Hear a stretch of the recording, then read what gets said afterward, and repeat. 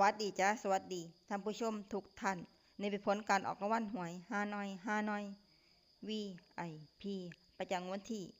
30กรกฎาคม2569รางวัลเลข2ตัวรางเลขที่ออก9999รางวัลเลข5ตัวรางเลขที่ออก68399 68399รางวัลเลข2ตัวบนเลขที่ออก7575รางวัลเลข3ตัวบนเลขที่ออก275275รางวัลเลข5ตัวเลขที่ออก53275 53275นี่ก็เป็นผลออกรางวัลหวยฮานอย VIP